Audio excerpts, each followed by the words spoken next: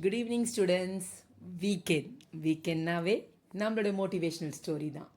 இன்னைக்கு தாத்தா சொன்ன கதை. தாத்தா என்ன சொல்லியிருக்காருன்னு கேட்போமா? வாங்க கதைக்குள்ளே போகலாம். ஒரு ஊரில் ஒரு பெரிய ஆசிரமம் இருந்தது.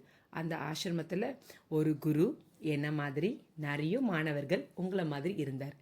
அந்த குரு வந்துட்டு மாணவர்களுக்கு நல்ல கல்வியும் வாழ்க்கையோட நெறிமுறைகளும் போதிச்சுட்டு வந்தார். அந்த மாணவர்களும் குரு சொல்கிறத கேட்டு அவங்களுடைய வாழ்க்கையில் ஒவ்வொரு படியாக முன்னேறி போயிட்டே இருந்தாங்க. அதில் ஒரு மாணவன் மட்டும் எப்பயுமே தனிமையிலையும் எதையுமே ஃபோக்கஸ் பண்ணாமல் எந்த வேலை சொன்னாலும் நாளைக்கு செஞ்சுக்கலாம், நாளைக்கு பார்த்துக்கலான்னு இருந்தான். அப்போ குருவுக்கு வந்துட்டு அவனுக்கு ஒரு நல்ல பாடம் சொல்லி தரணும்னு தோணுச்சு. அப்போ அவனை கூப்பிட்டாரு. தம்பி, நான் வந்துட்டு ஊருக்கு போகிறேன், நான் போயிட்டு வர வரைக்கும் இந்த கல்லை நீ பத்திரமா வச்சுக்கணும். ஒரு கல்லை கொடுத்தாரு. கல் தானே குருவே, இது எதுக்கு நான் பத்திரமா வச்சுக்கணும், எங்கேயாவது வச்சுட்டு நீங்கள் போங்க, நாளைக்கு வந்து நீங்களே எடுத்துக்கங்கன்னு சொன்னேன். ஏன்னா தம்பி சோம்பேறி இல்லை, பாருங்கள் எப்படி சொல்லியிருக்கான்னு. உடனே குரு சொன்னார் சிரிச்சுக்கிட்டே, இல்லைப்பா, இது வந்துட்டு ரொம்ப சிறப்பான கல். இந்த கல்லை கொண்டு நீ எந்த ஒரு இரும்பை தேய்ச்சாலும் அந்த இரும்பு உனக்கு தங்கமாக மாறிடும். என்னது, தங்கமாக மாறிடுமா? ஆமாம், தங்கமாக மாறிடும். நிஜமா சொல்கிறீங்க அப்படின்னு.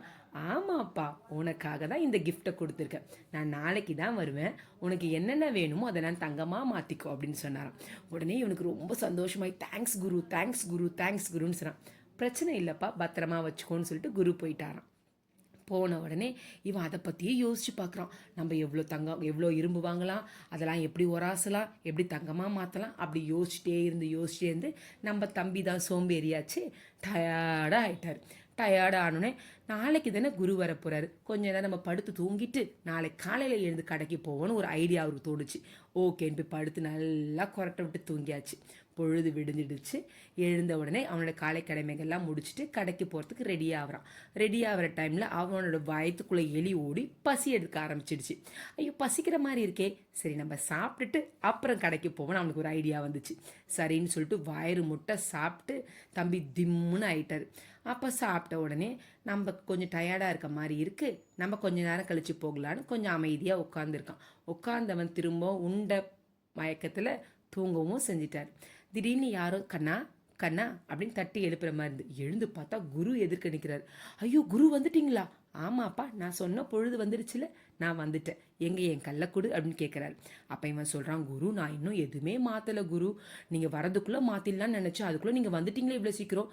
நான் சீக்கிரம் வரல கண்ணா, நான் கொடுத்த டைமில் தான் நான் வந்திருக்கேன், கள்ளக்குடு அப்படி கேட்குறாரு. அவன் அழுது கெஞ்சுறான், குருவே நான் தப்பு பண்ணிட்டேன், நீங்கள் கொடுத்ததை நான் பயன்படுத்திக்கல, நான் டைமை வந்து யூஸ் பண்ணாமல் வேஸ்ட் பண்ணிட்டேன்னு சொல்கிறான். அப்போ தான் குரு சொல்கிறார், ஆமாம், டைம் ரொம்ப முக்கியமானது. ஒருத்தர் அந்த காலத்தில் என்ன செய்ய வேண்டியமோ அந்த காலத்தில் அதை நம்ம செஞ்சு முடிக்க முடியாமல் நம்ம பண்ணோம்னா நமக்கு வந்து அதனால் ஏற்படுற விளைவுகளை நாம் தான் அனுபவிக்கணும்னு குரு சொல்கிறார். ஆமாம் குரு, நான் தப்பு பண்ணிட்டேன், என்னை மன்னிச்சிடுங்க, எனக்கு இன்னொரு சான்ஸ் கொடுங்க. இல்லைப்பா, time is more precious, time management is more important. இது நீங்களும் புரிஞ்சுக்கணும்.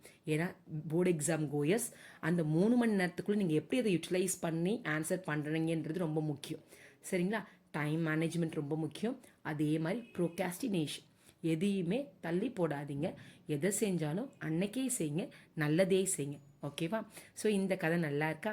இந்த கதை உங்களுக்காக என்னுடைய ஃப்ரெண்டோடைய அப்பா வயநாட்டிலேருந்து கோபாலகிருஷ்ணன் ஷேர் பண்ணியிருக்காங்க. எப்பயுமே நமக்கு யாராவது நல்லது செஞ்சு நம்ம என்ன சொல்லுவோம்? எஸ், எல்லாரும் தாத்தாக்கு தேங்க்யூ சொல்லிடுங்க. தேங்க்யூப்பா, thanks for your wonderful stories.